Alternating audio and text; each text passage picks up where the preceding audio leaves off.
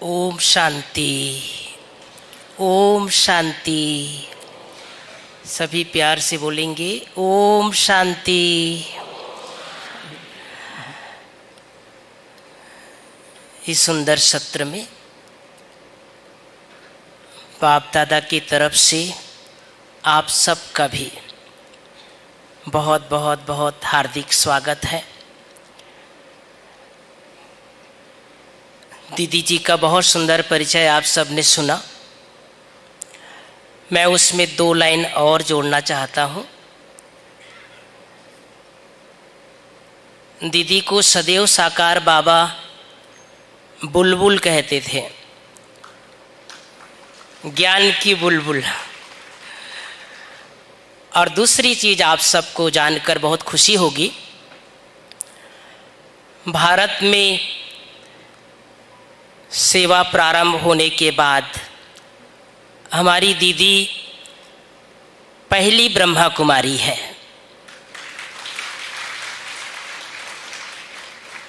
दीदी के जीवन समर्पण या जीवन में समर्पित करने के बाद ही और सब बहनें निकली, लेकिन सुदेश दीदी जी फर्स्ट ब्रह्मा कुमारी भारत में समर्पित कुमारियां तो और भी बहुत थी ना, समर्पित रूप से फर्स्ट ब्रह्मा कुमारी समर्पित दीदी है। तो आज हम सब जिस बात को सुनने के लिए बहुत उत्सुक हैं, हम सब के मन में बहुत जिज्ञासा रहती है कि साकार बाबा कैसे रहे होंगे। भले पढ़ते हैं सुनते हैं, फिर भी जिन लोगों ने उन पलों को जिया है, जिन लोगों ने अपना समय बिताया है, उनमें से कुछ आत्माओं में से हमारी दीदी है, जिनके नयन से हम भगवान को आज और ब्रह्मा बाबा को देखेंगे, जिनके मुख से अनुभव करेंगे कैसे थे बाबा, कैसी थी मम्मा। बाबा और मम्मा के बारे में तो हम सुनेंगे बहुत सी बातें, लेकिन मैं शुरू में दीदी के बारे में एक बात बता देना चाहता हूँ कि दीदी के बारे में मैंने एक सुना था कि दीदी वो क्या घटना थी जब आपने टूथपेस्ट को बेलना से उसको निकाला। जी दीदी। ओम शांति। वो दिन कितने प्यारे थे, ये दिन भी कितने प्यारे हैं। जब बाबा मम्मा साथ हमारे थे, अब भी वो साथ हमारे हैं। क्यों? क्यों? उनकी शिक्षाएं, उनके हमारे प्रति भाव और भावना, बच्चों के प्रति उनका स्नेह, संरक्षण, शिक्षाएं, वरदान, आनंद, मिलन का सुख, वो आज भी हमारे साथ है और सदा ही हमारे साथ रहेगा। ये टूथपेस्ट की बात, जब हम मतलब समर्पण में, मैं कहती हूँ पहली कुमारी, बहनें तो और भी तैयार हो गई थी पंजाब में खास करके, परंतु सभा में, पब्लिक में माता पिता के द्वारा पत्र और जो भी उनको हमारे प्रति समर्पण करना था, मम्मा दिल्ली में आई थी और उस समय श्री फोर्ड जॉब सेंटर है वो दूसरे स्थान पर था, साउथ एक्सटेंशन के नाम से कहलाता था। वहाँ के प्रोग्राम में मम्मा गई और वो पब्लिक प्रोग्राम मूलचंद हॉस्पिटल करके था, उसमें था। सभा में हमारे पेरेंट्स ने फिर वो समर्पण पत्र अपनी तरफ से, कोई आजकल की तरह समर्पण नहीं, सजा धजा के नहीं, सिंपल ड्रेस, जिस ड्रेस में है ऐसे लगता था फरिश्तों की सभा में बाबा ने हमको ऐसे ऑफर किया।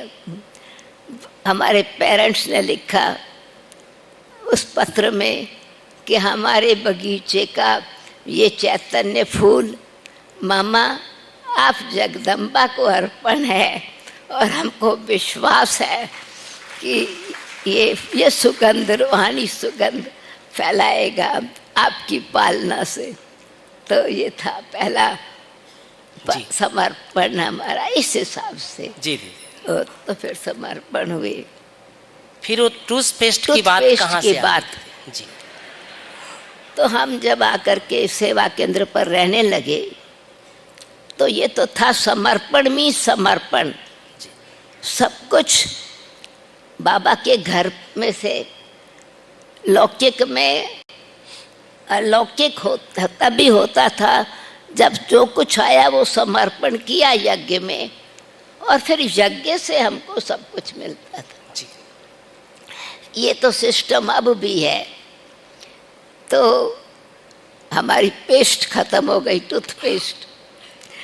हम उस समय दिल्ली में मेन स्थान रजौरी गार्डन था, और दीदी मनमोहिनी जी ऑलराउंडर दादी रहती थी, तो संभाल कुमारियों की ऑलराउंडर दादी जी करती थी जो भी चीज़ें चाहिए। मैंने कहा दादी मेरा पेस्ट ख़त्म हो गया है। कहा अच्छा ले आओ पेस्ट अपना। मैंने कहा दादी ये ख़त्म हो गया। कहा लेके आओ ना। तो लकीली मैंने फेंका नहीं था। मैं लेके आई। उन्होंने कहा बेलन लेके आओ। बेलन, रोटी बेलने का। मैं मन में सोचा बेलन की क्या ज़रूरत है इस समय। मैं बेलन लेके आई, गई किचन में बेलन लेके आई। दादी ने वो पेस्ट टेबल पर रखी और उसको प्रेस किया। कहा अब 1 हफ्ता और चलेगी।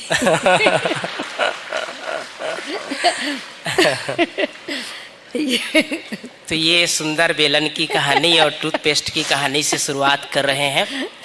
कैसे कैसे हमारी दीदियों ने, दादियों ने अपने जीवन में त्याग तपस्या का जीवन था, और इकोनॉमी के अवतार थी कि अगर पेस्ट अंदर है वो भी वेस्ट नहीं होना चाहिए। दीदी हम आपको और अपने बचपन की ओर ले जाना चाहते हैं। बाबा मम्मा के बारे में तो सुनेंगे ही, लेकिन आपका अपना बचपन, आपके बचपन का संस्कार क्या था? क्या भक्ति पूजा पाठ करती थी? किस तरह की रुचि थी दीदी आपकी बचपन में? मैं जब 3 साल की थी तो हमारे घर से 2nd फ्लोर पर वरांडे से मंदिर दिखाई पड़ता था। जी। तो शाम को आरती होती थी, तो मुझे वो आरती बड़ी अच्छी लगती थी। मुझे होता था ये लाइट्स डांस कर रही हैं। आरती का तो मालूम नहीं था, ये लाइट्स डांस कर रही हैं। मैं जाना चाहती हूँ इस लाइट का डांस देखने। एनीवे शाम के समय की आरती होती थी, हमारी ग्रैंड मदर हमको लेके गई। ऐसे हमने फिर जाना शुरू कर दिया क्योंकि सामने ही था, अपने आप भी चले जाते थे। तो उस समय हमको 9 आरती याद हो गई। छोटे बच्चे तो जल्दी याद कर लेते हैं। जगदीश जी की आरती, गणेश जी की आरती, तुलसी की आरती, शिव जी की आरती। अब भी वो याद है सब। कभी सुनेंगे दीदी बाद में। तो बड़ा अच्छा लगता था। फिर हमने देखा कि माता आंगन में बैठती हैं, वो क्या पढ़ती होंगी। मैं तो उस समय सिर्फ अपना कायदा ही पढ़ती थी, वो क्या पढ़ती हैं माताएं? का गीता पढ़ती हैं। मैंने कहा मैं भी गीता पढ़ूंगी। ओके, मैं मंदिर में 10 बजे करीब 10:30 गई। मदर, हमारी ग्रैंड मदर लेके जाती थी। तो मुझे कुछ ज्ञान तो था नहीं, उल्टी सीधी गीता। तो वो माताएं पढ़ती थी तो मैं भी अंदाज़ा लगाती थी कि मिड में खोला है या ये। तो मैं कॉपी करती थी खोल के। मंदिर से गीता तो मूर्ति के नीचे अलमारी में कोई भी ले सकता था। वो जोर से पढ़ते थे उस समय बुजुर्ग माताएं। हे अर्जुन, मन बड़ा चंचल है, वायु के समान तेज है, तो मैं रिपीट करती थी, हे अर्जुन मन बड़ा चंचल है, वायु के समान तेज है। मेरा इंटरेस्ट था कि मैं ये गीता पढ़ूं, पढ़ना तो नहीं आता था, तोता बन गई मैं, पैरट की तरह मैं रिपीट करती थी। माताओं को हर्ष होता था, आओ आओ आ जाओ, बैठो, तो जोर से पढ़ती थी। फिर मुझे ये कहा मेरी ग्रैंडमदर को कि दिन में हम लोग कीर्तन करते हैं, इसको लेके आओ। तो कीर्तन में मैं जाती थी, उसमें मैं बेस्ट एंजॉय क्या करती थी, वो अमृत यानी जल छिड़कते थे पब्लिक पर, तो वो मुझे यहाँ बिठा के होई वर्षा अमृत दी, पीले संगते बुक भर भर के, तर जाएंगी हरि नाम जप के। राइट, वो सॉन्ग के this is the shower of nectar, all those who are in the gathering drink it with great joy, by drinking this nectar you will go across. जी दीदी। So I enjoyed that. वो मुझे इतना अच्छा लगता था, मैं जो वो छिड़कती थी, बेस्ट एक्सपीरियंस वो था। जी दीदी। अब समझ में आता है कि वो संस्कार अमृत की वर्षा बाबा कर रहे हैं और हम वो अमृत छिड़कते हैं। दीदी, आपकी बचपन की यात्रा को हमने सुन लिया, अब आगे थोड़ा और आगे बढ़ते हैं। दीदी, आपका ईश्वरीय बचपन, ज्ञान का बचपन, आपको बाबा का ज्ञान कहाँ मिला, कैसे मिला, कब मिला, उसके बारे में थोड़ा अवगत कराइए। 1957 में मैं एक्चुअली, मेरे को शौक बहुत था, जितना भक्ति का शौक था उतना ही समाज सेवा का शौक था। हमारा जो कॉलेज था जिसमें मैं पढ़ती थी, हमारी एजुकेशन बहुत फास्ट हुई है, क्योंकि उस विलेज में लड़कियों का स्कूल 5 तक था और हमारी फैमिली में एजुकेशन इम्पोर्टेंट। तो मेरे को कहा तुम अनपढ़ रह जाओगी, मैंने कहा अनपढ़ क्यों रहूँगी, मैं तो पढ़ूंगी। तो माँ दादी ने कहा कहाँ पढ़ेंगी, लड़कियों का स्कूल ही 5 तक है, ये कोई पढ़ाई थोड़ी होती है। तो हमारे ब्रदर ने कहा ये हमारे स्कूल में पढ़ लेंगी। तो मैं तो कहा अगर तू 2 क्लासेस 1 साल में कर तो फिर बॉयज़ स्कूल में ज्वाइन करके फिर आगे पढ़ सकते हैं। तो 1 साल में 2 classes, 3rd, 4th, 5th, 6th and 7th and में मैंने ज्वाइन किया। 600 बॉयज़, 10 लड़कियां सिर्फ, क्योंकि दूर था कॉलेज, तो रास्ते में वो हरिजन बस्ती थी, इस कारण वो सर्विस का इंटरेस्ट जागृत हुआ कि इनको कितनी खराब आदतें हैं, गंदे घर में रहते हैं, वातावरण कैसा है। तो मैं समाज सेविका बनना चाहती थी, मुझे लक्ष्य था कि मैं समाज सेवा करूँगी। फिर इसी बीच में तो हमारी एजुकेशन क्योंकि फास्ट थी और शरीर में तो छोटे थे, परंतु पढ़ाई के कारण आगे बढ़े। एनीवे, तो उस बीच में 16 साल की उम्र में ही हमारी जो हेडमिस्ट्रेस थी लड़कियों के स्कूल की, वो उसकी शादी होनी थी, उसने रिज़ाइन किया। प्रोफेसर ने मुझे कहा कि आप तो समाज सेवा करने का शौक है ना, ये सेवा करो। तो मुझे स्कूल में वो निमित्त टीचर बना दिया। अच्छा। बिना डिग्री के। तो परंतु बहनें बड़ा प्यार करती थी टीचर्स, उनकी लड़की उनके स्कूल में और एजुकेशन में आगे गई, एक्सपीरियंस तो उनका अच्छा था, तो मैं बहुत रेस्पेक्ट करती थी, वो बहुत प्यार करती थी। तो और मैंने डिसाइड कर लिया था कि मुझे समाज सेवा करनी है। तो हमारे फादर की ट्रांसफ़र दिल्ली में हो गई, तो मेरे को थोड़ा रुक करके जाना पड़ा, क्योंकि तो मुझे हमारी मासी हमारे घर में आई, फिर हमारे भाई बहनों की संभाल के लिए। तो मैंने उनको कहा कि मुझे समाज सेवा का शौक़ है उसने कहा तुमको स्पिरिचुअल सोशल वर्कर बनना चाहिए। तो ब्रह्मा कुमारियों की पहचान दी, सेंटर पर नहीं गई थी। तो मैंने लक्ष्य यही बनाया था। फिर दूसरा क्या इंटरेस्ट मेरा था, मैंने उनको कहा कि मुझे 100% मैंने अनाउंस कर दिया घर में, मेरे फादर को भी पता है, ग्रैंड मदर को पता है, मैं शादी नहीं करूँगी, मैं समाज सेवा करूँगी। पर मुझे एक थोड़ा विचार चलता है, समाज हमारे फादर के लिए मदर के लिए सोचेंगे कुछ बातें और समझेंगे पता नहीं लड़की का कैरेक्टर कैसा होगा, शादी क्यों नहीं करती है। तो मुझे उन्होंने कहा कि ब्रह्मा कुमारियों की दृष्टि में इतनी दिव्यता और पवित्रता है, रूहानियत की शक्ति है, जिसको भी वो दृष्टि देती है ना वो पवित्र बन जाता है जी।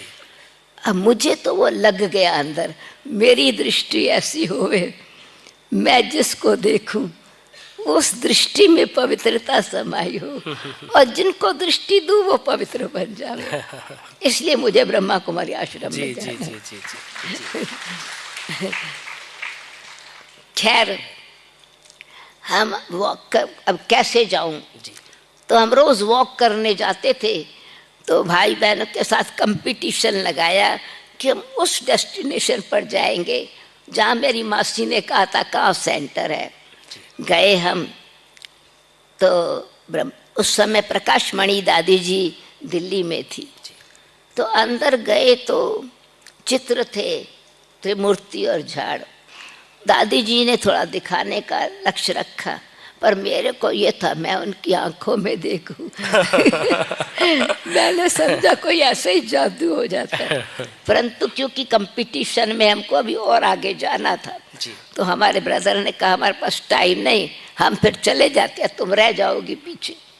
एनीवे उस समय कुछ विशेष अनुभव नहीं हुआ। फिर थोड़े दिनों के बाद हमारी मासी ने हमको और हमारी कॉलेज की फ्रेंड में जो हमारे साथ बीए पढ़ रही थी, वो उसके पेरेंट्स और वो ज्ञान में थी, उसने मुझे निमंत्रण दिया। कहा तेरे को स्पिरिचुअल बातों का शौक है ना, यहाँ बहुत अच्छा मिलेगा तुमको, अच्छी बातें मिलेंगी। हम गए तो उस समय क्लास जो बाबा का मिलन था वो छत पर होने वाला था, क्योंकि स्थान छोटा था, छत ही बड़ा हॉल था। तो पहले बहनों ने कहा अब नहीं जा सकती ऊपर, क्योंकि ये तो पुरानों के लिए है। फिर मेरी फ्रेंड ने कहा नहीं मैं इसको समझाऊंगी, कोई बात नहीं, समझ में आई। उसके रिकमेंडेशन से मैं गई। मैं ऐसे ही सीढ़ियों के पास छत पर बैठ गई। सभा तो और भी थी कि अगर मुझे नहीं अच्छा लगा चली जाऊंगी।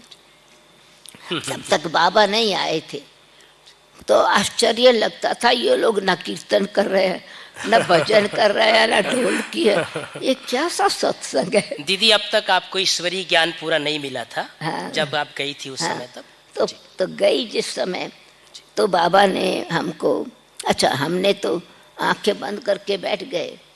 बाबा किस समय आए ये मेरे को पता नहीं चला, मैं तो आंखें बंद करके बैठी थी।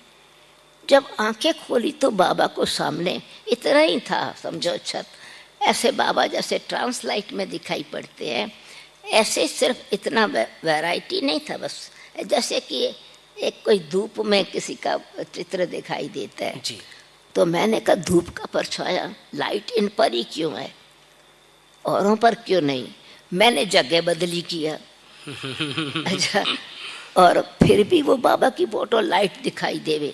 फिर पिंच किया अपने आप को, जाग रही हूँ कि सो रही हूँ। तो बिल्कुल कॉन्शियस थी अच्छी तरह से पिंच। पर वो क्या ब्यूटी ये थी जो मुझे आकर्षित कर रही थी। तो बाबा की लाइट ऐसी थी जैसे कि कोई मैग्नेटिक एनर्जी खींच रहे हैं मुझे। अभी मैं 2 बारी तो जगह बदली कर चुकी थी, आगे जाने की इच्छा थी परंतु नहीं रुकी रही।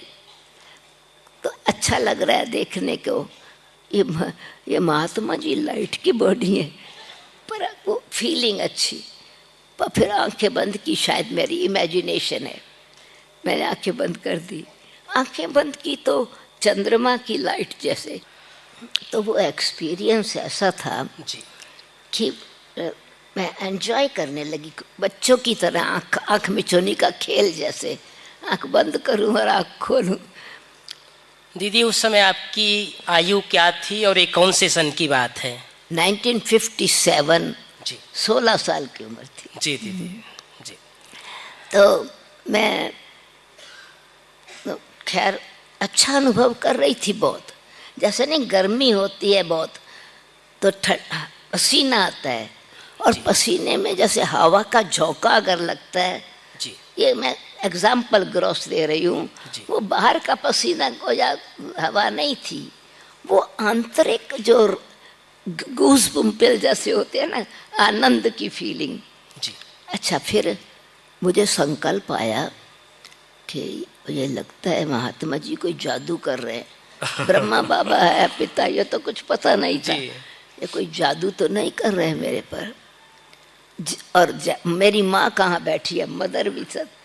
तो वो माँ याद आई और समाज याद आया ये जादू कर रहे। तो वो एक्सपीरियंस गुम हो गया।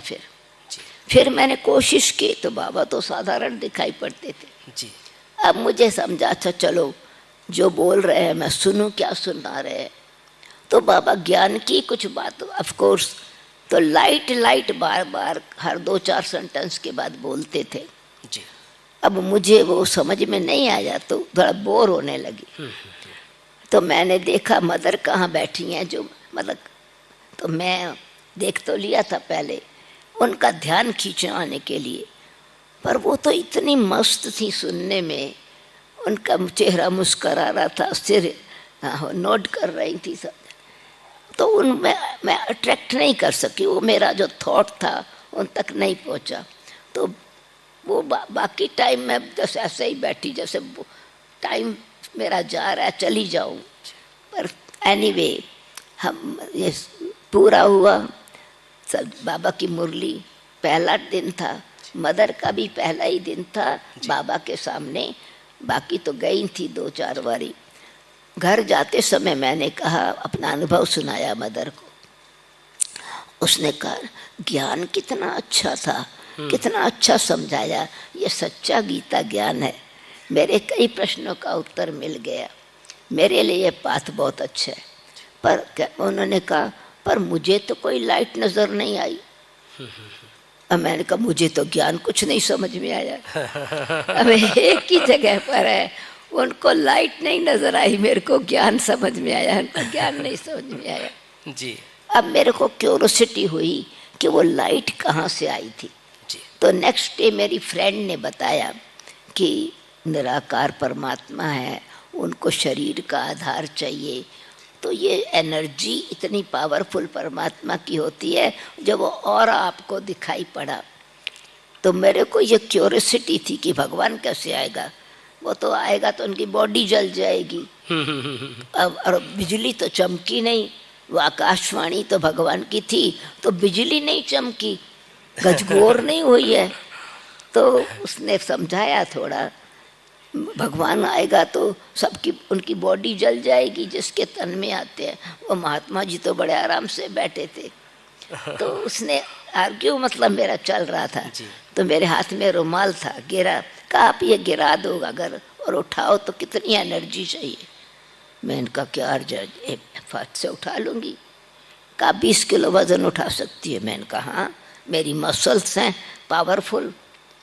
उन्होंने बड़े प्यार से कहा सुदेश, हाँ मैंने कहा कि अगर मैं ये ऐसे उठाऊंगी तो लोग समझेंगे ये पागल है, यानी उठा लिया रुमाल और उठ ऐसे कैसे। तो वो कहती है सुदेश तू समझती है भगवान पागल है, तेरे में इतनी सेंस है कि रुमाल उठाना है तो एनर्जी नहीं चाहिए, ताकत नहीं चाहिए, सूटकेस उठाना है तो ताकत लगानी है। तो ये तो भगवान अपने बच्चों से बात कर रहे हैं। वो गजगोर नहीं करते, बिजली नहीं चमकाते, वो शरीर को भस्म नहीं करते। वो तो जो हमारे शरीर के द्वारा पाप कर्म होते हैं वो परमात्मा भस्म करते हैं। ये परमात्म शक्ति है। जी। तो ये बात अब मुझे लग गई, जच गई बुद्धि में। मैंने कहा अच्छा मैं कल जाऊंगी, आंखें खोल के बैठूंगी कि वो लाइट कैसे प्रवेश होती है। खैर उस समय बाबा का वो लास्ट सेशन था। वो पंजाब या कहाँ जहाँ भी गए मुझे मालूम नहीं, मतलब टूर पर चले गए। मैंने रोज़ कॉलेज से आना शुरू किया, लिटरेचर पढ़ने लगी, नोट्स लेना शुरू किया। ऐसे लगा यूनिवर्सिटी की स्टडी भी तो अपने आप करनी होती है। अब दोपहर को 2 बजे कौन मेरे को कुछ सिखाएगा बताएगा। पर मुरली और लिटरेचर वो मैंने रेगुलर पढ़ना शुरू किया और बहुत अच्छी समझ में आने लगी बात। जिस समय फिर मैं रेगुलर जाती थी, कभी कभी कोई माता, एक रानी माता जी तो बाद में कराची चली गई, रांची। अच्छा, उन्होंने वो कभी कभी समझती थी लड़की इतनी आती है रोज़, कभी कभी मुरली सुना देती थी, समझ में आ गया। एनीवे, तो एक दिन बाबा से मिलने का कैसे हुआ, मैं तो बैठी थी, हमेशा जाती थी। तो 2 बहनें, ये विमला बहन चांदनी चौक वाली और कृष्णा बहन, वो उस समय टीचर्स थी, वो आई। तो उन्होंने तो मुझे देखा बैठे हुए, तो कहा तुम बाबा से मिलने आई हो? मैंने कहा नहीं, बाबा तो गए हुए हैं। तब तक मुझे ये विश्वास हो चुका था लिटरेचर और स्टडी से कि निराकार को साकार तन का आधार लेना पड़ता है। गीता का भी पढ़ा हुआ था, गीता भी पढ़ी थी। उन्होंने कहा नहीं, बाबा तो आए हुए हैं। तो मैंने बहन जी को कहा ये बहनें मिलने आई हैं बाबा से, मैं भी बाबा से मिलूंगी। उन्होंने कहा ये तो रहेंगी रात को, बाबा थक के आए हैं, टूर करके आया है, अभी भोजन के बाद रेस्ट करेंगे, कल आ जाना। मैं आर्ग्यू तो कुछ नहीं कर सकी। खैर ठीक है, रेगुलर जैसे मुरली पढ़ती थी, मुरली पढ़ी, नोट्स लिखे। योग में जब बैठी तो बिल्कुल ऐसे लगा जैसे मैं दिल की बात बाबा को बताऊं ना, ये बहन तो नहीं मानती है, बाबा मेरी बात सुनेगा तो मान लेगा। तो मैंने बहुत प्यार से वो योग अच्छा लगा था और ऐसा लगा जैसे मेरे सामने बाबा खड़े हैं। बाबा की वो लाइट ही दिखाई पड़ती थी। मैंने कहा भगवान आप परम धाम से यहाँ इनके तन में आ गए, फर्स्ट फ्लोर पर बैठे हो, नीचे नहीं आ सकते हो? ये बहन तो मुझे नहीं मना करती, आप नहीं मिल सकते। मुझे कल कौन आने देगा, मेरे पेरेंट्स जल्दी थोड़ी आने देंगे मुझे जी। मैं ऐसा जैसे बाबा से दिल से बात कर रही हूँ। खैर बंद किया पुस्तक, नोटबुक अपनी, और जैसे ही मैं जाने लगी तो बाबा कोठी थी ना रजौरी गार्डन में, वो पीछे से चक्कर लगा के शायद भोजन खा के थोड़ा वॉक करने के लिए, जैसे ही बाबा पीछे से आए तो मेरे को तो लगा जैसे बाबा, मैंने जैसे ही बच्चा जैसे छोटा होता है ना जी, कैच बाबा को ऐसे मिलने लगी। बाबा ने कहा बच्ची बच्ची, वो जो बाबा ने बच्ची कहा ना, वो ऐसे लगा कि मैं सचमुच बाबा ने मुझे एक्सेप्ट किया, बच्ची कहा। और फिर कहा कि सवेरे तुम आ जाना, तुमको कोई नहीं रोकेगा। अरे बाबा ने, आपने सुन लिया मेरी बात? तो मुझे तो अंदर नशा चढ़ा कि बाबा अब कोई नहीं रोकेगा। घर में बताया, दूसरे दिन सवेरे आई कॉलेज से पहले, दीदी मनमोहिनी जी बाबा का हाथ पकड़ के वो कमरे में चैम्बर में आई थी। तो दीदी का ये बड़ा इंटरेस्ट होता था, वो क्वेश्चन निकालती थी और बाबा से वेरीफाई कराती थी उत्तर। तो बाबा ने वो नोट किया ना, तो मुझे मना कोई ने नहीं किया, मैं भी चैम्बर में बैठ गई। एवरी डे ऐसे मैं आती, उसी समय पहुंचती थी जी। तो मेरे को रिवाइज जिसे कोर्स कराया जाता है, नॉलेज बाबा शायद इसी ख्याल से अच्छा समझाते होंगे, तो मेरे को ज्ञान वो ऐसा जम गया अंदर। मतलब बाबा ने ही, वो मेरा जन्म जो हुआ बाबा की दृष्टि से और वो बाबा की रोज़ की मुलाकात से जी। एक दिन ब्रह्मा बाबा ने कहा मैं तुम्हारे फादर को पत्र लिखता हूँ कि आपको मालूम हो कि आपकी बेटी हमारे पास आती है। पर मुझे तो इतना निश्चय और नशा हो गया था, मैंने कहा मैं ब्रह्मा कुमारी हूँ ना, आप मेरे पिता है ना, आप तो जानते हैं मैं आती हूँ। क्या बड़ी बड़ी बहादुर है। तो ऐसा एक हिम्मत आ गई। तो ये था मेरा पहला मिलन, अथवा ये कहे कि मेरा जन्मदिन, जिस दिन मुझे डायरेक्ट बाबा से, बाबा ने मुझे बच्ची कह करके अपना जन्म दिया। आपके बोल से, आपके चेहरे से वो दृश्य सामने आ रहा है दीदी, और हम सब भी फील कर रहे हैं कि साकार बाबा से आपने जो पालना ली और पहली मुलाकात हुई वो कितना अद्भुत रहा होगा, और इस तरह से आपकी आध्यात्मिक यात्रा प्रारंभ हो गई। दीदी ये अभी एक चीज़ और जानना चाहते हैं कि हम सब के जीवन में जैसे हमको ईश्वरीय ज्ञान मिल जाता है, आप तो साकार बाबा से ही डायरेक्ट बाबा का ज्ञान ली और जन्म हुआ आपका। इसके बाद आप दीदी मधुबन आए होंगे, तो मधुबन कब आना हुआ आपका, और मधुबन का वो दृश्य कैसा था दीदी पांडव भवन का, और कैसे बाबा मिलते थे, वो थोड़ा हम सबको बताइए। तो जब हम पहली बार आए तो बहुत उत्साह था जी, और उस समय कोई साधन नहीं था, टैक्सी भी नहीं हो मिलती थी। ये तो 58 की बात है जी, और मैं भी 59 जनवरी फरवरी की बात होगी जी।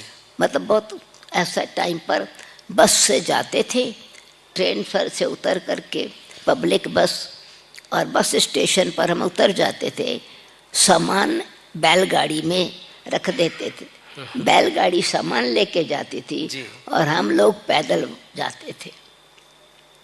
तो बाबा बहुत प्यार से आकर के आह्वान करते थे, आओ बच्चे आओ।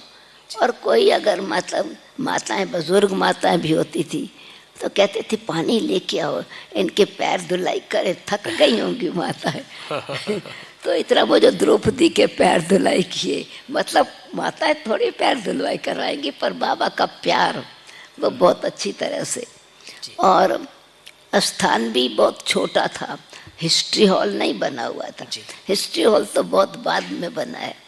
वो जो पांडव भवन है उसके पीछे जो छोटा सा कमरा था, उसमें ही बाबा मुरली चलाते थे। और बाबा का कमरा एक ही, वो छोटा सा बाबा का कमरा भी तो 3 कमरे के बराबर है। उसी कमरे में बाबा का बेड, उसी कमरे में ज़मीन पर मीटिंग, और कॉर्नर में जहाँ पर एक डोर से दूसरा डोर है, छोटा सा इतना सा टेबल, वहाँ बाबा ब्रेकफास्ट करते थे।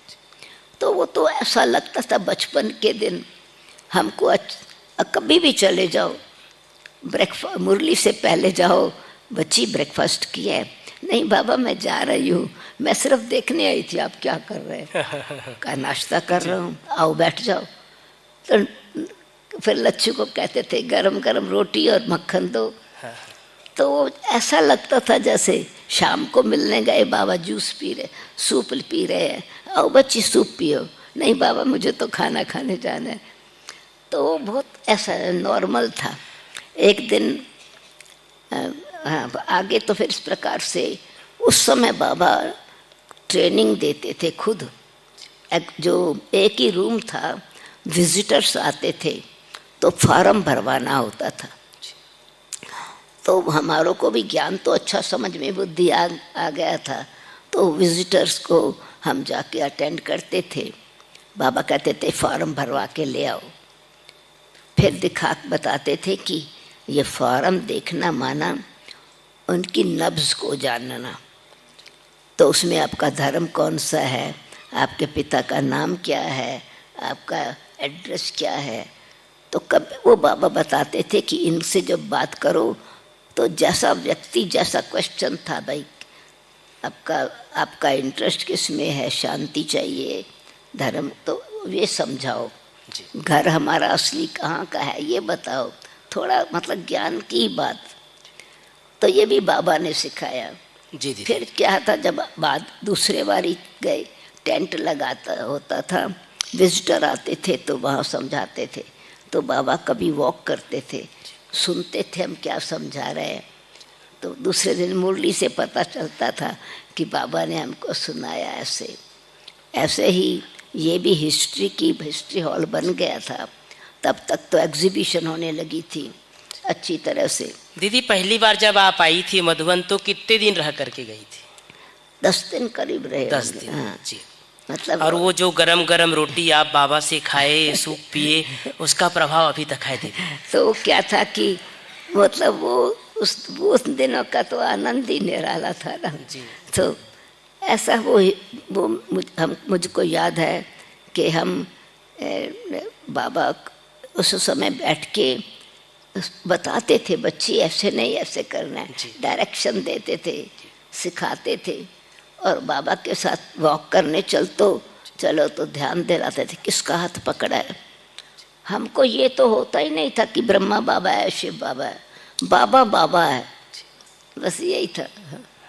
दीदी थोड़ा सा हम और जानना चाहते हैं कि जब आप मधुबन में बाबा को साकार में देखा तो क्या दिनचर्या रहती थी साकार बाबा की सुबह से लेकर शाम तक? सवेरे अमृत वेले बाबा योग कराते थे जी। वो दृश्य भी बड़ा प्यारा लगता था। अमृत वेले के बाद बाबा जहाँ हिस्ट्री हॉल है वहाँ खड़े होके, ये तो पीछे है ना, हैंड पीछे है जी। ऐसे खड़ा, एकदम जैसे लाइट हाउस माइट हाउस है बाबा। हम बाबा ऐसे नॉड करके, जैसे ओम शांति की, ओम शांति शब्द नहीं, बस ऐसे ही, तो फिर बाहर जाते थे। हम भी पीछे पीछे जाते थे। तो उस समय एक ही कमरा या विजिटिंग रूम था जहाँ निर्वैर भाई का, वहाँ बाबा खड़े हो जाते थे। हम 1 लाइन, दूसरी, तीसरी, ऐसे लगता था जैसे कि हम बाबा के गले के नेकलेस के हार के मोती हैं। तो बाबा खड़े होकर के फिर कहते थे, ज्ञान सूर्य बाप, ज्ञान चंद्रमा माँ का, लकी सितारों को, मॉर्निंग स्टार्स को गुड मॉर्निंग। तो बड़े प्यार से वो जो अमृत वेले का महत्व था बहुत, यानी आकर्षण बहुत था। जी। खुद बाबा योग करा के फिर बाबा कमरे में जाते थे। फिर ऐसे क्लास में तो जैसे मुरली सुनाई, और उस समय भी ये बाबा सब खुद ही कभी कभी माउंटेन पर ले जाते थे। जी। क्योंकि आज की तरह नाश्ता इतना नहीं बनता था वैरायटी, तो फल ही जो है वो ही ब्रेकफास्ट होता था। अच्छा। और फिर कभी कभी फल नेचुरली जैसे जैसे आगे बढ़ता गया बहुत अच्छा। तो दिन में फिर बाबा पर्सनल जिनको मिलना होता था मिलते थे, या तो झोपड़ी और पत्र मतलब ब्रेकफास्ट के बाद फिर 10 बजे के करीब बाबा झोपड़ी में बैठते थे। अच्छा। और पत्र सुनते थे। इशू दादी पत्र पढ़ के भी सुनाती थी और बाबा फिर लिखवाते भी थे। फिर पोस्ट जाने के बाद फिर बाबा चक्कर लगाते थे। खुद ही नई पार्टी आई तो खुद ही सब स्थान दिखाते थे। स्थान तो छोटा ही था, पुराना पांडव भवन मतलब, और कुछ नहीं था बना हुआ। तो बाबा फिर कुछ अनाज साफ हो रहा है ग्राउंड, उसमें अभी तो जहाँ शांति स्तंभ है वो तो कोर्ट यार्ड ही था। तो बाबा आके बैठ जाते थे। अब हम 10 अगर 5-7 बैठे हैं, बाबा आकर के बैठा तो सभी आके बैठ जाते थे। मम्मा आके बैठी तो वो जो 2 बोरी अनाज अथवा दाल चावल जो भी साफ करना है, वो जो 2 घंटा लगने वाला था वो तो आधे घंटे में पूरा हो जाता था। धोबी घाट है, कपड़े धुलाई हो रहे हैं, मशीनें तो नहीं थी, टब था, बड़ा उबाल होता था। जैसे अभी आजकल तो साधन है, बाबा भी कपड़े छांटने में खड़े हो जाते थे। तो बड़ा अच्छा लगता था। और फिर जहाँ भी जाते थे कुछ न कुछ बात सुनाते थे। गौशाला थी जहाँ पर अभी अपने किचन है, बाबा का भंडारा है, 2 गौएं थी वहाँ पर। कोई पार्टी आई थी, बाबा दिखाने गए थे, हम भी साथ साथ चले जाते थे। तो वो गौओं को देख के बाबा ने कहा, ये शिव बालक जो पांडव भवन दिल्ली में में, है। हाँ जी। उस समय 11 साल का था। वो मदद करता था किसी भाई को। उसको बाबा ने कहा, बच्चे ये गऊ बीमार है, इसको तुम कुछ कोई चीज़ बताई मिक्स करके खिलाओ, ये ठीक हो जाएगी। मैंने कहा, बाबा जानवरों का भी डॉक्टर है, अब गऊ बीमार है कैसे पता लगा बाबा को गऊ बीमार है। एनीवे दूसरे दिन फिर बाबा ने मुरली में सुनाया कि देखो बच्चे, बाबा आपको बच्चों को रोज़ ज्ञान घास खिलाता है, कितने बार पकेट भर के देता है। अगर ये च्यू नहीं करो, चिंतन नहीं करो, मंथन अगर नहीं करेंगे तो बीमार पड़ जाएंगे। गऊ जो है ना, वो अगर घास खाती है, जुगाली नहीं करती है, बीमार पड़ जाती है। तो प्रश्न का उत्तर मिला। ऐसे ही कभी बाबा को कोई शिक्षा देनी है। एक बार की बात है, ऑलराउंडर दादी जी रिस्पॉन्सिबल थी गेहूँ खरीदने की। वो 2 बोरी अच्छा गेहूँ खरीद के लाई, उसके हिसाब से कि मोटा मोटा गेहूँ है। बहुत खुशी से बाबा को दिखाया, बाबा ये बहुत रीजनेबल प्राइस में मिला है। बाबा ने कहा, अच्छा। बाबा समझ गए इतनी प्राइस में ये गेहूँ कैसे मिला। कहा, वो सुआ होता है ना बोरी सीने का, वो लेके आओ। मंगाया सुआ, और नीचे से बाबा ने उसको सुए छेद किया। वो छेद किया तो वो आटा निकलने लगा। तो नीचे क्या था, नीचे गुण खाया हुआ और ऊपर अच्छा। तो बाबा बहुत प्यार से खरीदारी कैसे करनी चाहिए, क्या अच्छी तरह से देखना चाहिए, बहुत अच्छी तरह से खुद सब शिक्षा देते थे। और फिर उत्साह उमंग भी जरूर बढ़ाते थे। जी दीदी, अब यात्रा को और थोड़ा आगे बढ़ाते हैं दीदी। बहुत सुंदर बातें आप सुना रहे, हम सबको वो दृश्य सामने दिख रहा है। दीदी, हम बाबा के बारे में तो सुनते हैं दादियों से कई बार, मम्मा की चर्चा कई बार बहुत कम होती है दीदी। मम्मा के लिए मैं थोड़ा सा सुनना चाहता हूँ आपसे कि जैसे एक बाल ब्रह्मचारी कुमारी और उसको सब यज्ञवत्स माँ कहते थे, आपने जब पहली बार सुना होगा कि ये सब इसको माँ कहते हैं और जबकि है कुमारी, तो आपके मन में क्या लगा दीदी? हमको ये क्वेश्चन नहीं उठा जी। हमको तो मामा से ऐसा ही, मामा बड़ी गंभीर थी और बहुत साइलेंट थी, रहती थी। तो उस समय मामा जब हम कॉलेज से आते थे जी। तो मामा एक कुछ बुक लिटरेचर जगदीश भाई ने लिखा था और छपाने से पहले मामा को दिया कि आप पढ़ करके करेक्शन एडिशन जो भी देने हो वो दो। तो मामा मुझे कहती थी, तुम्हारे को जब टाइम हो ना मेरे को आकर के पढ़ के सुनाओ। हाँ। क्योंकि हिंदी में था तो मैं मामा को पढ़ के सुनाती थी।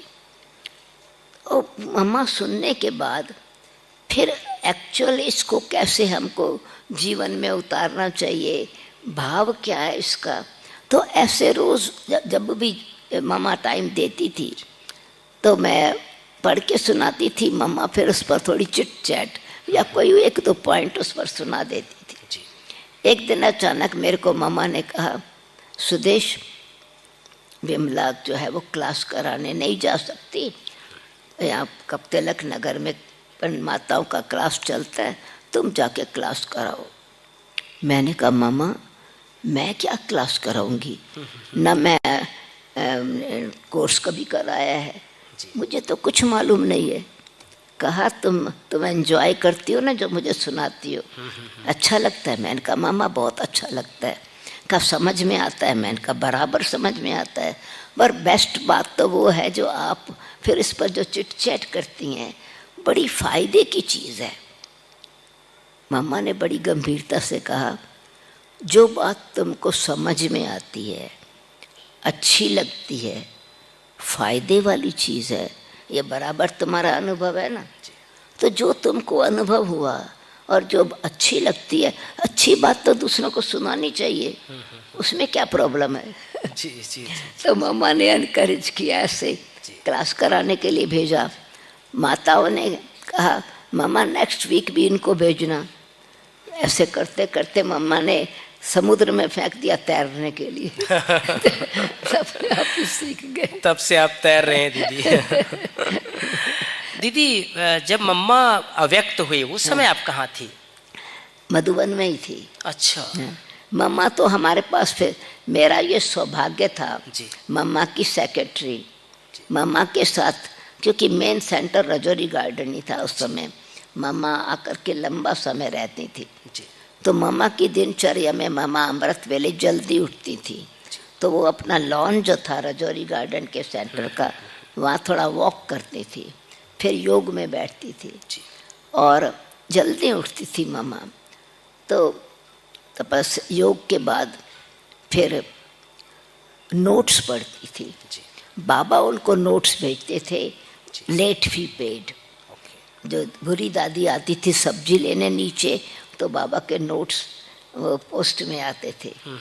फिर पढ़ने के बाद, फ्रेश होने के बाद क्लास कराती थी। मुरली मतलब सुनाती नहीं, क्लास ही दादी का मम्मा का मुरली कहलाता था। फिर उसके बाद ब्रेकफास्ट के बाद जो ये पोस्ट लिखवाती थी। तो मम्मा की ऐसी भी दिनचर्या, दिन में टेप सुनती थी। अच्छा। शाम को कोई ना कोई से मिलती थी। हाँ जी। और मुझे एक बात सिखाई उन्होंने, क्योंकि मैं जैसे मम्मा के साथ थी तो कोई आता था तो मिलाती थी मम्मा से। एक भाई आया शाम को 8 बजे के करीब, कहा मुझे मम्मा से मिलना है। मैंने देखा था मम्मा सारा दिन बहुत बिजी थी। मैंने उस भाई को कहा भाई अभी तो सारा दिन मम्मा बहुत बिजी रही हैं, आप कल आ जाना, अभी तो लेट है। भेज दिया मैंने उसको। दूसरे दिन वो आया, मैंने मम्मा को कहा, वो कल भी आया था पर मैंने उसको वापस भेज दिया था, पर मिलना चाहता है। मम्मा ने कहा वापस भेज दिया था? मैंने कहा हाँ, क्योंकि लेट होता था, आपने तो अभी खाना भी नहीं खाया था। तो कहा कोई प्यासा व्यक्ति आवे और आप उसको कहो कल आके पानी पी लेना। तो तुमने उसको भेज दिया। पूछा था कि कहाँ से आया है? मैंने कहा नहीं, क्यों लेट आया, कोई कारण होगा, बस नहीं मिली होगी, कोई कारण होगा, पूछना। तो सिंपैथी कितनी होनी चाहिए। मम्मा तो अवेलेबल है, क्यों नहीं बुलाया? वो मुझे एक शिक्षा मिली कि हमको हमेशा तैयार रहना है, हम अवेलेबल हैं, कभी भी किसी को ना नहीं कहना है, प्यासे को पानी उस समय देना है या बाद में। जी दीदी, बहुत अच्छी बात दीदी से हम सबको सीखने को मिल रहा है, किस तरह से मम्मा और बाबा एक एक बातों का ध्यान रखते थे। दीदी उन दिनों मोबाइल का तो ज़माना था नहीं, तो पत्राचार हुआ करता था। आपने बाबा को कभी पत्र लिखा हो और क्या लिखते थे और बाबा का क्या जवाब आता था, वो थोड़ा बताइए दीदी। पत्र तो एक रेगुलर था। अच्छा। करीब हफ्ते में एक बारी या 2 हफ्ते में एक बारी तो बाबा नूरे रतन जी, सिखी लदे बच्चे ऐसे करके लिखते थे। जी। The star of light of my eyes. और फिर जो है जो भी पूछना हम पूछते थे उसका जवाब बाबा देते थे। और क्योंकि वो रेगुलर था, उस समय इतनी अक्ल नहीं थी कि ये पत्र संभाल के रखे। हाँ। क्योंकि रोज में हर हफ्ते पत्र मिलता था, मुरली भी मिलती थी। हमारे साथ एक बहन थी साथ में, उसको शौक था उसने, पर वो किताब भी पता नहीं कहाँ गुम हो गई। और बाबा जो है कभी कभी तो लेक्चर क्या करना है वो भी लिख के भेजते थे। मुझे याद है 26 जनवरी के लेक्चर के लिए बाबा ने लंबे पेज पर, बड़ा पेज नहीं तो हमेशा छोटे छोटे पेजेस पर पत्र होता था, पेन से नहीं रेड पेंसिल से पत्र लिखते थे। और बाबा के अक्षर तो हम नहीं पढ़ सकते थे, तो ईशु दादी उस पर फिर हिंदी में दोबारा लिखती थी। तो वो पत्र भेजा बाबा ने, 26 जनवरी पर क्या समझाना है, स्वतंत्रता दिवस कब होता है, रावण के राज से कब छुटकारा मिलता है। 4 पेज का पत्र लेक्चर लिख के भेजा।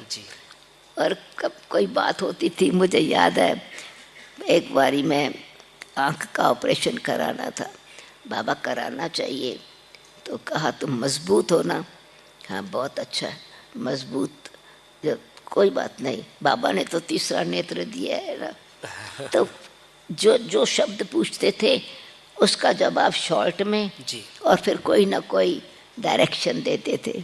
एक बार मेरे को लिखा जब मैं जयपुर में थी कि अमृत वेले श्री लक्ष्मी नारायण का चित्र है ना, उसके सामने बैठ के योग लगाना और देखना कि उनकी दृष्टि कैसी है, मेरी दृष्टि कैसी है, उनका चेहरा कैसा है, मेरा कैसा है, उनकी मुस्कुराहट कैसी है, मेरी कैसी है, तो कंपेयर करना, ऐसा तुमको बनना है। ऐसे बाबा का चित्र, ब्रह्मा बाबा का तो था ही नहीं ना। ब्रह्मा बाबा का तो फोटो बाबा के जाने के बाद दादी जानकी जी ने ये समझो शुरू किया। 5000 चित्र छपाए थे प्रिंटिंग प्रेस से, किसी ने सौगात की तरह दिया था। तो ये जो जिस समय ज्ञान सरोवर बना वो चित्र भी उस समय यूज है। दीदी, जैसे ब्रह्मा बाबा के बारे में सुनते हैं कि वो बुजुर्गों के साथ बुजुर्ग जैसे बन जाते थे, बच्चों के साथ बच्चों जैसे बन जाते थे, तो ये कैसे तालमेल बाबा बिठा लेते थे दीदी?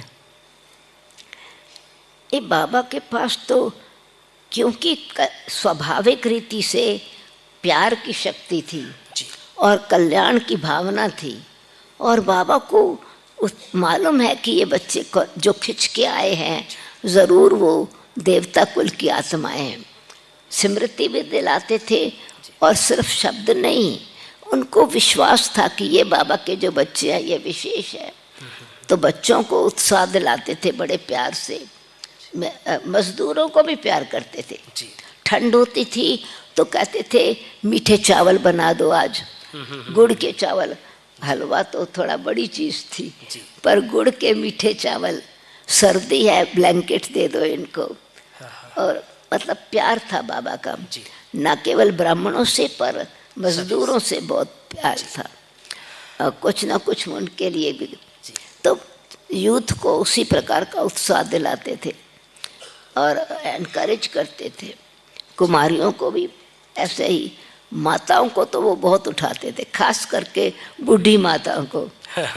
मुझे याद है गुड़गामा से एक ग्रुप आया माताओं का, तो बुजुर्ग माताओं का, तो बाबा ने कहा ये मेरी फ्रेंड्स हैं, ये मेरी हम जिन्स हैं, देखो इन्होंने भी, मैंने भी वानप्रस्थ अवस्था में ज्ञान लिए, इन्होंने भी वानप्रस्थ अवस्था में ज्ञान लिए।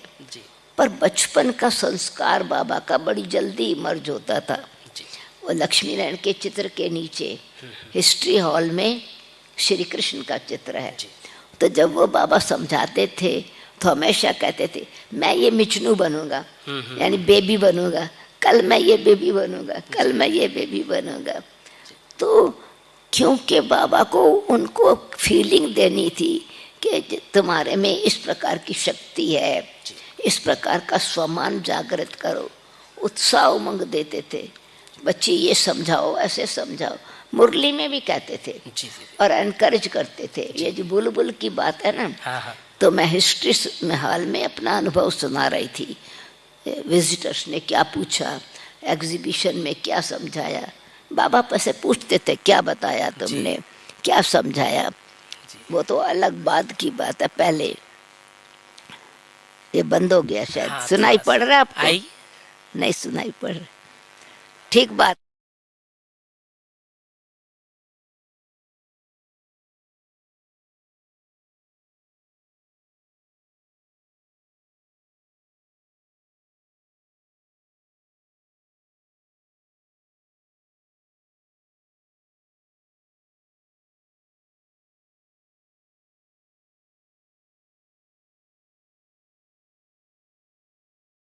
था कि मैं अनुभव सुना रही थी और बाबा रात्रि क्लास में हमेशा आते थे।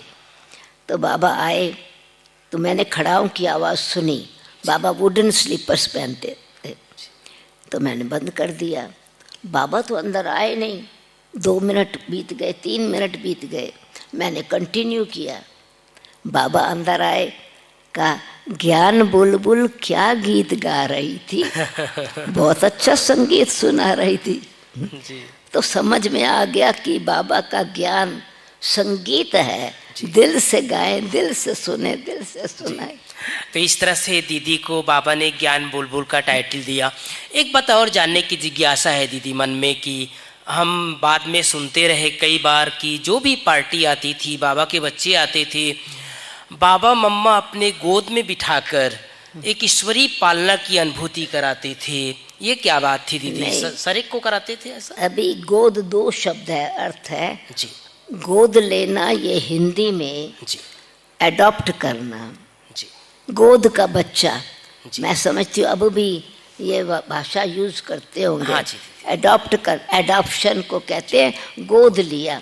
तो वो गोद में फिजिकली ऐसे बैठने की बात नहीं। जी।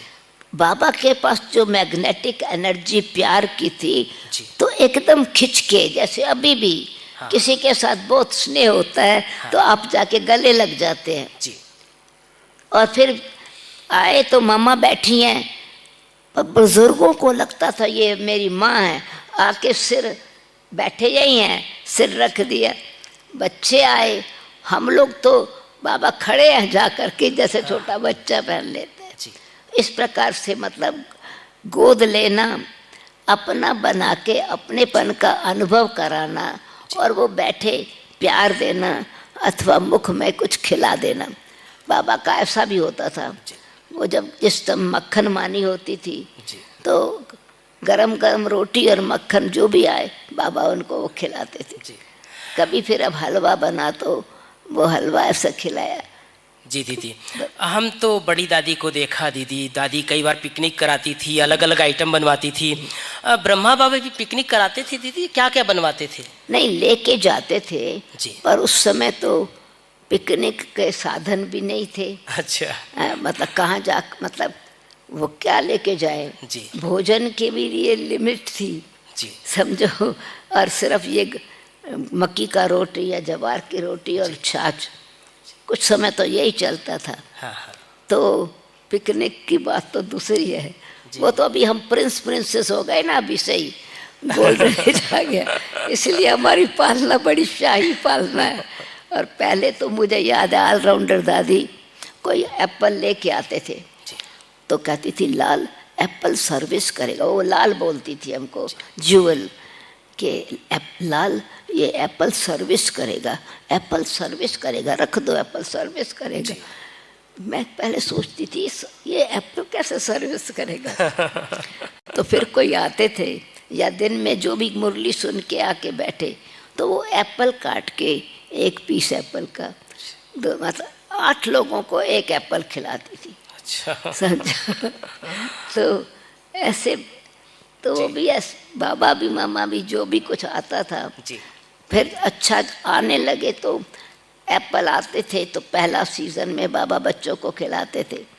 केला आता था, ये लाल केला, इलची केला, इलायची केला, वो बाबा टोली में कहाँ कोई जा रहा है तो भेजते थे। जी। तो ऐसे प्यार से बाबा ने मामा ने जो पालना की। सबको अनुभव हो रहा है केला वगैरह का? बहुत सारे लोग उस समय रहे भी होंगे। दीदी एक चीज़ और मैं आपसे पूछना चाहता हूँ कि इतना बड़ा परिवार उस समय भी था बाबा के बच्चों का, बाबा का अपना इतना सुंदर परिवार, और संभव है उस समय भी बच्चों के द्वारा कई प्रकार के पेपर आते रहे होंगे। उन परीक्षाओं को बाबा कैसे मैनेज करते थे?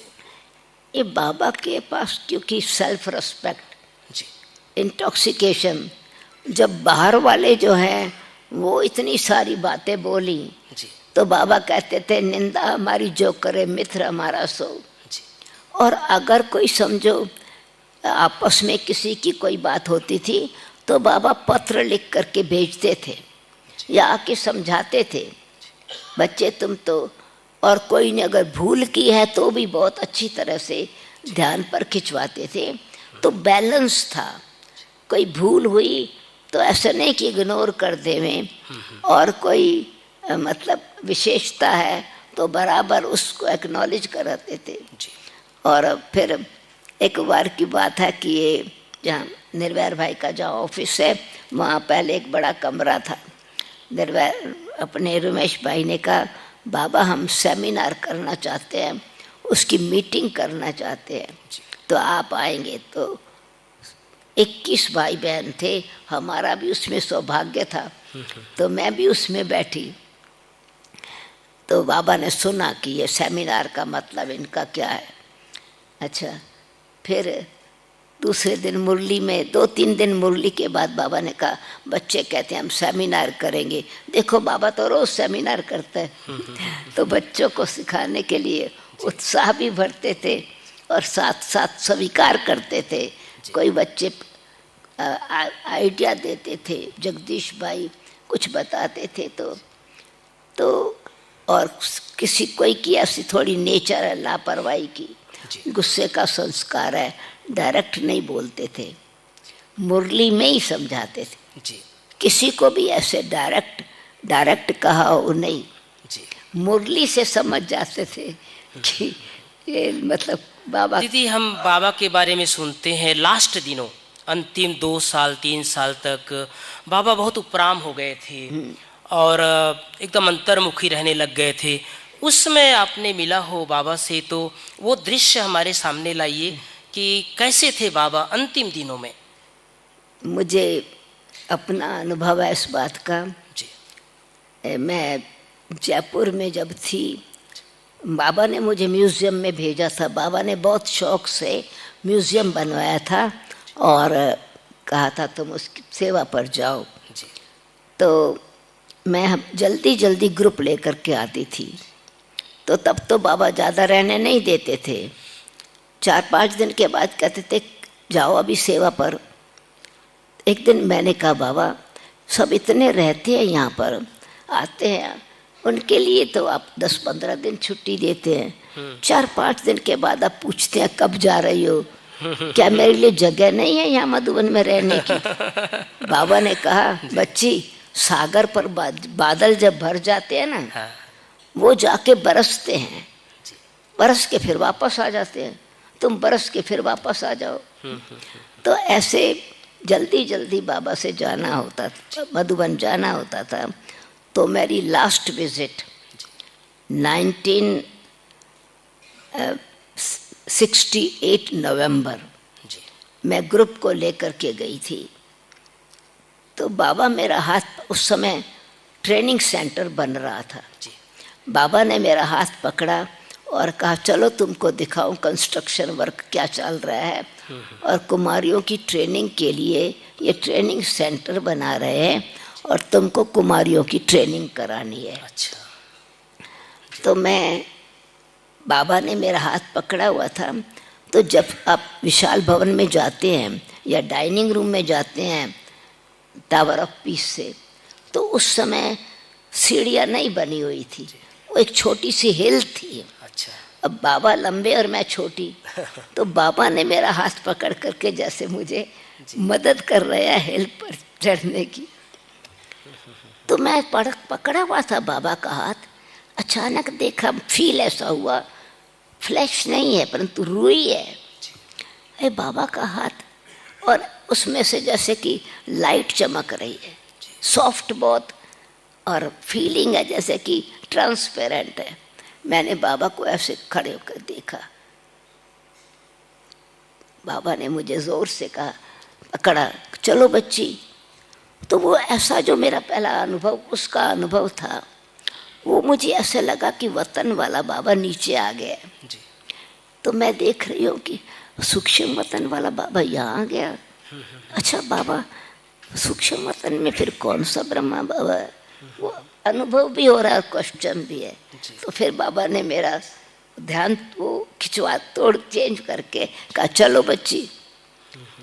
फिर जब मैं वहाँ जहाँ पर अभी विशाल भवन है उस पर, उसके नज़दीक मिस्त्री जो है वो मिक्स कर रहा था रेत और सीमेंट को फाइनल कोट देने के लिए। बाबा ने कहा देखो बच्ची, ब्रह्मा कुमार ब्रह्मा कुमारी का मतलब क्या होता है, ये मिस्त्री को पता है ना कि कितना सीमेंट चाहिए और कितना परसेंट जिसमें रेत चाहिए। अगर वो ज़्यादा मिक्स कर देगा तो दीवार में दरार पड़ जाएंगी, उसकी शाइननेस ब्यूटी खत्म हो जाएगी।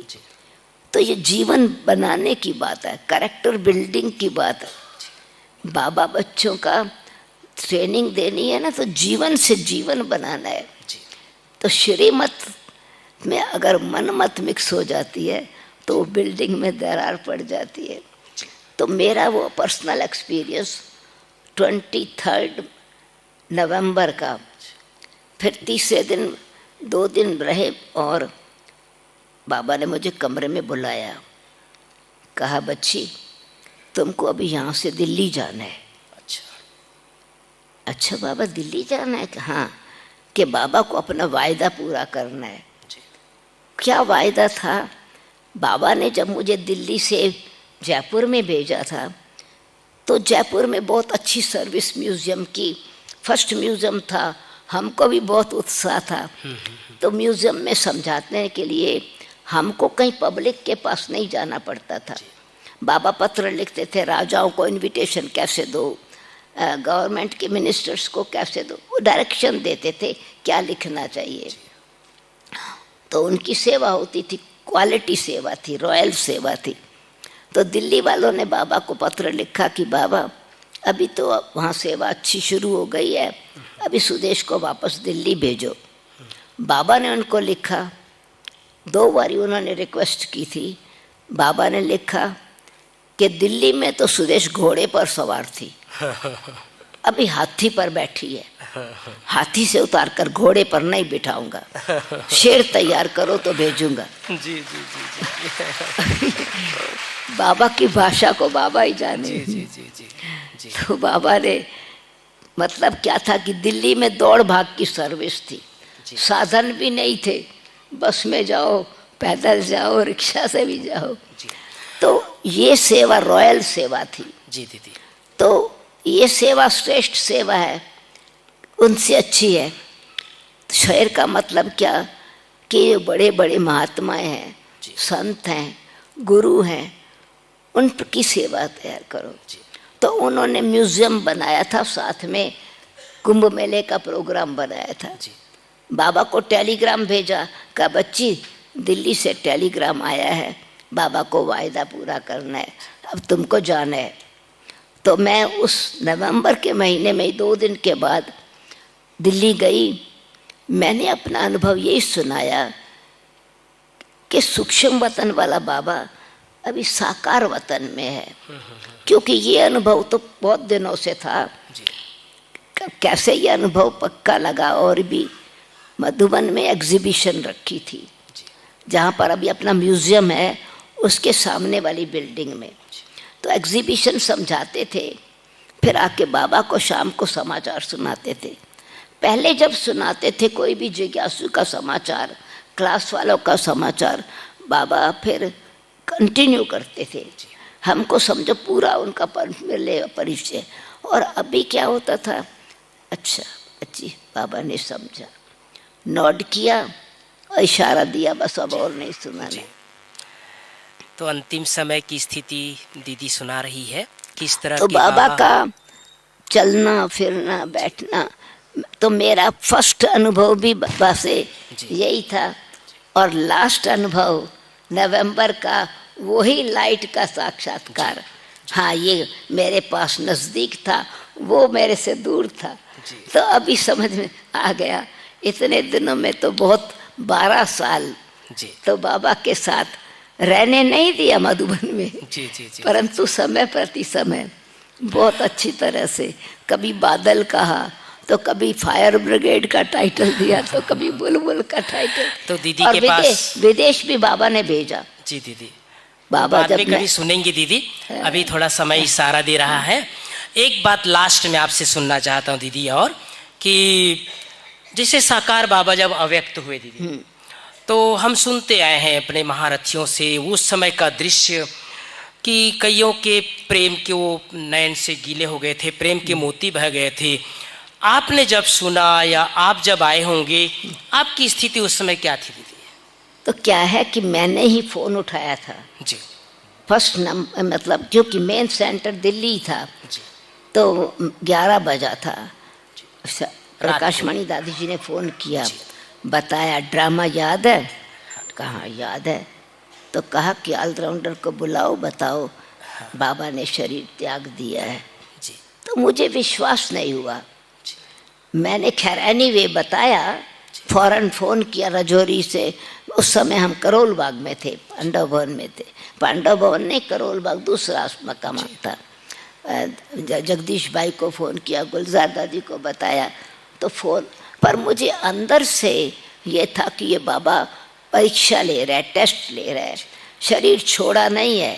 वो जैसे साधु महात्माएं चले जाते हैं, प्राण चढ़ा लेते हैं, ये बाबा टेस्ट कर रहे हैं कि अटैचमेंट कितनी है। और मुझे 100% याद है कि वो एक मिनिस्टर आते थे जयपुर में, स्पीकर ऑफ विधानसभा के। उन्होंने मुझे फ़ोन किया, पर मैंने नहीं कहा, मैं कहूँ बाबा ने शरीर छोड़ा थोड़ा ही है, मैं समाचार बताऊँ। तो मतलब मुझे विश्वास यही था 4 दिन 3 दिन के बाद बाबा जाग जाएंगे। फिर क्या था, दीदी माँ अहमदाबाद में थी, अहमदाबाद नहीं सॉरी इलाहाबाद में थी। दीदी जब वापस आई तो दीदी ने कहा चलो मधुबन। ठीक है, मैं एयरपोर्ट पर भी गई, स्टेशन पर भी गई, पर मुझे यह था कि ये समय है जबकि इतने अखबार वाले आएंगे, लोग आएंगे, तुम्हारा भगवान चला गया, कौन उनको जवाब देगा, मुझे ये जिम्मेवारी संभालनी है। तो मैं नहीं गई, मधुबन नहीं गई। अच्छा। अंदर ये था ये मेरा टेस्ट हो रहा है, बाबा देखते हैं अटैचमेंट कितनी है। अच्छा, फिर जो है 4 दिन के बाद मैं दीदी ने फ़ोन किया कि अभी तुम आ जाओ। अच्छा। कोई और को बिठा के आओ जी। तो मतलब जैसे ही मैं पहुंची तो किसी ने कहा अरे तुम आई नहीं, बाबा के जाने के बाद भी नहीं आई। तो थोड़ा उस समय लगा कि मैंने कुछ मिस किया है। पर दीदी ने कहा तुम तो ज्ञानी तो आत्मा हो ना। तो बाबा के ये महसूस हुआ ही नहीं कि चला गया, विश्वास ही नहीं किया। मैंने तो यही कहा बाबा ने स्थान चेंज कर लिया है, वो परमधाम से पहले नीचे आए, अव्यक्त आए। और फिर मैंने क्लास भी यही कराया दिल्ली में, भोग लगा के क्लास यही कराया कि वाह क्यों हम कहें बाबा चले गए हैं, ये तो स्थान चेंज किया है। अव्यक्त वतन वाला बाबा साकार में आया, साकार वाला अव्यक्त वतन वाले बन गए। ये था। तो सचमुच दीदी के पास पूरा अनुभव का खान है और थोड़े शब्दों में थोड़े समय में ही दीदी जी ने पूरा वो चित्र हमारे सामने खींच दिया कि कैसे बाबा थे, कैसे मम्मा थी। और दीदी के नयन से और मुख से हम सब आज बाबा का दीदार किए। आप सबका और आप सब के तरफ से दीदी जी का बहुत बहुत बहुत दिल से धन्यवाद। ओम शांति। चलिए 2 मिनट बाबा। तो ऐसा ही लगता है कि ये सेशन और चलता ही रहे तो फिर भी समय की सीमा को देखते हुए तो इसको फुल स्टॉप लगाना ही है। तो दीदी जी का फिर से 65 इयर्स का जो खजाना है बहुत सार में सुना है। फिर आपसे अनुरोध करते हैं कि ऐसे ही सुनाते रहिए। दीदी जी का बहुत बहुत तहे दिल से हम बहुत थैंक्स देते हैं। रोहित भाई जी का भी बहुत बहुत धन्यवाद है। आप सब बैठे रहेंगे, कृपया भाई बहनें नहीं उठेंगे। अभी आदरणीय आशा दीदी जी हम सब के समक्ष होंगे, तो कृपया आप सब बैठे रहे, कोई भी नहीं उठे, बैठे रहेंगे। 1 मिनट बाबा की याद में रहेंगे।